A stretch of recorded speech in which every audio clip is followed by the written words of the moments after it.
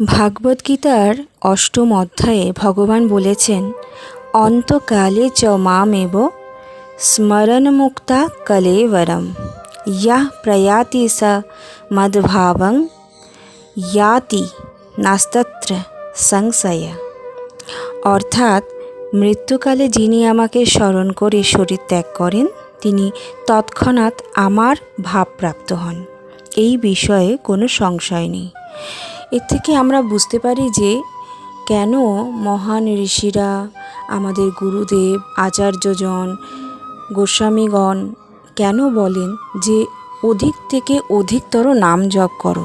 কারণ আমরা যাকে ভালোবাসি তার নাম মনে মনে যত জপ করব তত তিনি আমাদের স্মৃতিতে থাকবেন, এবং অন্তিমকালে যখন আমাদের স্মৃতি ভ্রষ্ট হবে তখনও ভগবান সে দায় নিজে থেকে নিয়ে আমাদের স্মৃতিতে আমাদেরকে স্মরণ করিয়ে দেবেন তার নাম।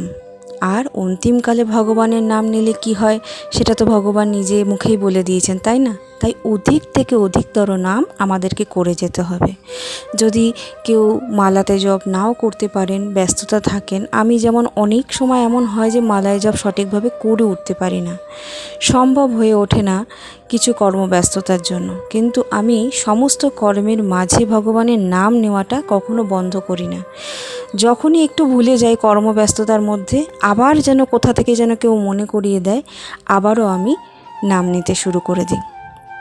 তো এইভাবেই অভ্যাস করে যান, আস্তে আস্তে ভগবানের কৃপা থাকলে এর থেকে অনেক বেশি কিছু করতে পারবেন। রাধে রাধে। কেমন আছেন সকলে? আশা করি রাধা রানীর কৃপায় খুব খুব খুব ভালো আছেন। আমি এবং বাকেবাবু ভীষণ ভালো আছি। আমাদের পরিবার 100 সাবস্ক্রাইবার পূরণ করলো, যেটি আমি একটি পোস্টের মাধ্যমে গতকাল আপনাদের সকলকে জানান দিয়েছি। আমি জানি না আপনারা কতজন ভক্তবৃন্দ সেই শ্রদ্ধা গ্রহণ করেছেন, তবে আমি বড় আপ্লুত, আনন্দিত এবং অনেক অনেক ধন্যবাদ, কোটি কোটি প্রণাম সমস্ত ভক্তবৃন্দের চরণে যে আমার প্রেম ভক্তির পথ এতটা প্রোগ্রেস করে দেওয়ার জন্য এবং আপনাদের সেবা করতে দেওয়ার জন্য। খুব ভালো লাগছে। এইভাবে যেন আমি আমাদের ভক্তি আন্দোলন চালিয়ে যেতে পারি।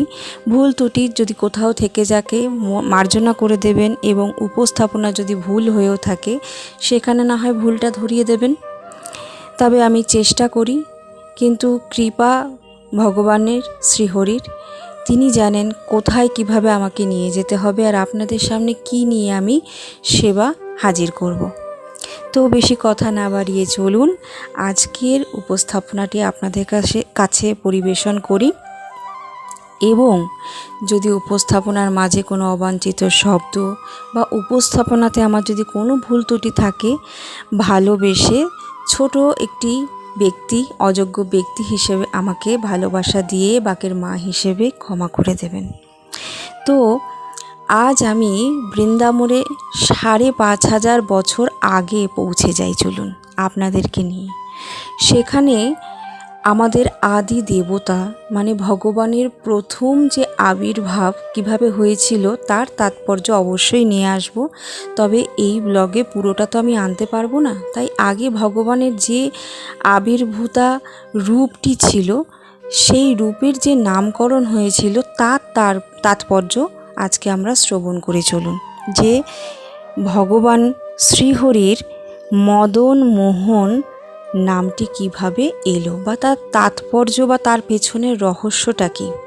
তো চলুন শুরু করা যাক। মদন বা মদন মোহন ভগবান শ্রীকৃষ্ণের অপর একটি নাম। আর মোহন কথার অর্থ হলো মোহিত বা আকর্ষণ বা কাম অথবা কামনা বাসনা, যেটাই বলবেন। কাম আসে কামদেব থেকে।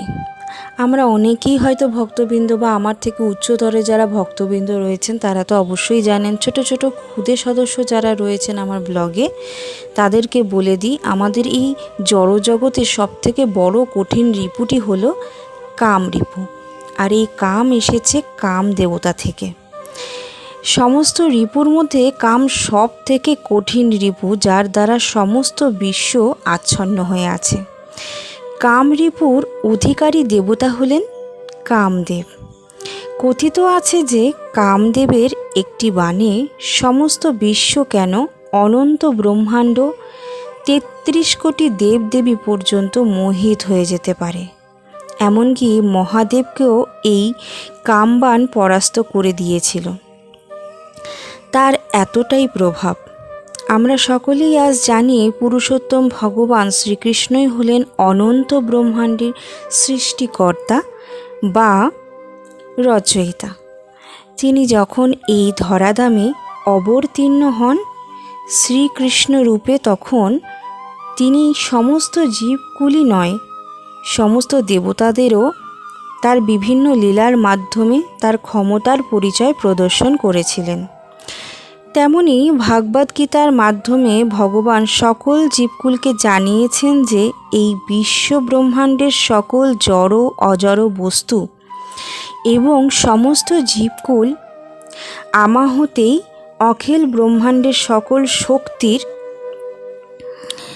সৃষ্টি এবং আমারই অংশ, আমারই অন্তর্গত। অতএব এই সকল কিছুই আমার অধীনে বশবর্তী। কিন্তু আমি পুরুষোত্তম ভগবান নিজে কারো বশ বা বশবর্তী হই না। অর্থাৎ সকল কিছু ভগবানের বশে হলেও ভগবান নিজে কখনো বশবর্তী হন না।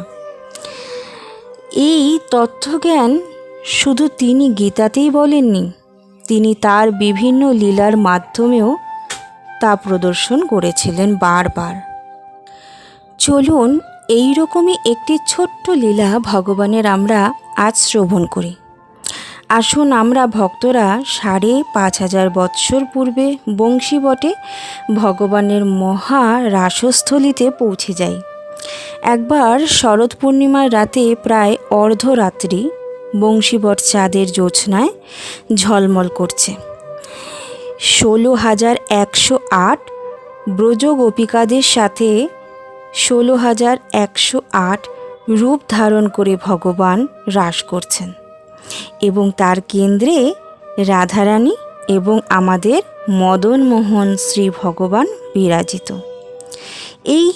ওই যে মুহূর্তেই চতুর্শিরোমণি ভগবান কামদেবকে আহ্বান করেন তার সাথে যুদ্ধের জন্য। আহ্বানে কামদেবও প্রকট হলেন।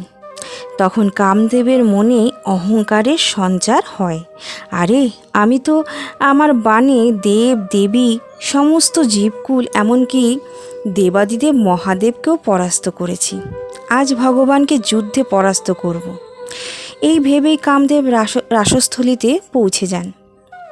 কামদেবের ৫টি বাণের ক্ষমতা ছিল বা আছে।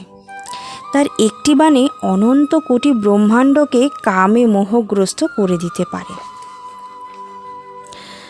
ভগবানের সঙ্গে যুদ্ধে তিনি তার পঞ্চবাণ একটি একটি করে প্রয়োগ করেন, কিন্তু ভগবানকে পরাস্ত করতে পারেন না। ভগবান তখন তাকে প্রশ্ন করেন, হে কামদেব, আপনার আর কোনো বাণ বাকি আছে কি? এই গোটা মহাশূন্যে আমরা জানি অনন্ত কোটি ব্রহ্মাণ্ড আছে, আর সেখানে অনন্ত কোটি কামদেব আছেন। কামদেব সে সকল স্বরূপকেও যুদ্ধে আহ্বান করলেন। এখন যুদ্ধের মধ্যমণি হয়ে দাঁড়িয়েছিল শ্রীহরি, আর তার চারপাশে অনন্ত কোটি কামদেব। কিন্তু এরপরও ভগবানকে পরাস্ত করতে পারেননি কামদেব। তখন ভগবান বললেন, তোমার সমস্ত বাণ নিক্ষেপ করা হয়ে গেছে? এরপর ভগবান তার কামবাণ অর্থাৎ তার নিজ মোহভরা উজ্জ্বল কোমল মধুমাখা আকর্ষণীয় শ্রীমুখ এবং তাতে অবস্থিত পদ্মের ন্যায় নয়ন যুগল গোলাপের পাপড়ির ন্যায় কোমল ঠোঁটে ভরা মোহিত হাসির বাণ যখন নিক্ষেপ করেন, সমস্ত অনন্ত কোটি কামদেব মূর্ছিত অবস্থায় মাটিতে লুটিয়ে পড়ে। এই জন্যই বলা হয় শ্রীকৃষ্ণের রাসলীলা হচ্ছে কামে বিজয় পাওয়ার লীলা। কথিত আছে যে ভক্ত এই রাসলীলার কথা শ্রবণ করেন সেও কামের ওপর বিজয় প্রাপ্ত হয়। এই লীলা থেকেই শ্রীহরি ভগবানের আরেক নাম হয় মদন মোহন। যিনি মদন অর্থাৎ কাম অথবা কামদেবকেও মোহিত করেছে। মোহিত অর্থাৎ মোহন। ব্রহ্মসংহিতায় স্বয়ং ব্রহ্মাও বলেছেন, কন্দর্প কোটি কমনিয়া বিশেষ সোভং গোবিন্দম আদি পুরুষং তমহং ভজামি। অর্থাৎ নীল মেঘবর্ণ যে সুন্দর শরীর অনন্ত কোটি কামদেবকেও পরাস্ত করতে পারে, এমন বিশেষ শোভা বিশিষ্ট সেই আদিপুরুষ গোবিন্দকে আমি ভজনা করি। এর থেকেই ভগবানের নাম হয় মদন মোহন, মানে যে কামকে মোহিত করে দিয়েছিল। মদন অর্থাৎ কাম এবং মোহন অর্থাৎ তাকে আকর্ষণ করা বা মোহিত করে দেওয়া, মোহভ্রষ্ট করে দেওয়া। এবং শ্রীমতী রাধারানীর নামও তখন হয় মদন মোহন মোহিনী। কেন জানেন? যে শ্রীকৃষ্ণকেও মোহিত করে দিতে পারে। রাধারানীর একটি হাসির ছটা বা একটি রূপের ছটায় ভগবান নিজে মোহিত হয়ে যেতেন। যাকে নাকি অনন্ত কোটি কামদেব কখনো মোহিত করতে পারেননি, তাকে নাকি শ্রীমতী রাধারানীর একটি রূপই এমন মোহিত করে দিতেন যে মূর্ছিত হয়ে তিনিও মাটিতে লুটিয়ে পড়তেন। তাই ভগবানের যখন মদনমোহন নাম হয়, তখন মদনমোহনকে যে মোহিত করে দিতে পারেন, সেই শ্রীমতী রাধারানীর নাম হয় মদন মোহন মোহিনী। আজকের উপস্থাপনা এইটুকুনি। আশা করি আপনাদের সকলের ভালো লেগেছে। যদি ভালো লাগে লাইক, শেয়ার, কমেন্ট করে অবশ্যই জানাবেন। আপনাদের কমেন্টের আশায় আমি বসে থাকি। পরবর্তী ব্লগে আমরা এই মদন মোহন মোহিনীর আরও বিশেষ কিছু তাৎপর্য নিয়ে আপনাদের সামনে সেবায় আসিব। আমাদের এই ভক্তি আন্দোলনটি আমার একার নয়, তাই এই ভক্তি আন্দোলনকে এগিয়ে নিয়ে যাওয়ার জন্য, আগামী প্রজন্মের জন্য আপনারা অনেক অনেক বেশি করে এই ব্লগটিকে শেয়ার করবেন, আমাকে একটু সাহায্য করে দেবেন। এবং আমাদের এই ছোট্ট পরিবারে যদি কোনো নতুন সদস্য এসে থাকেন, তাহলে পরে সাবস্ক্রাইব করে বেল আইকনটা প্রেস করে আমার পাশে এসে দাঁড়াবেন। আমাদের পাশে এসে দাঁড়িয়ে এই পরিবারটিকে এগিয়ে দেবেন। তো আজকের মতো বিদায় নিচ্ছি। কোটি কোটি প্রণাম, ভালোবাসা আপনাদের সকলকে। খুব ভালো থাকবেন, সুস্থ থাকবেন, সকলকে কৃষ্ণ প্রেম পথে রাখবেন, নিজেও থাকবেন। রাধে রাধে, রাধে রাধে।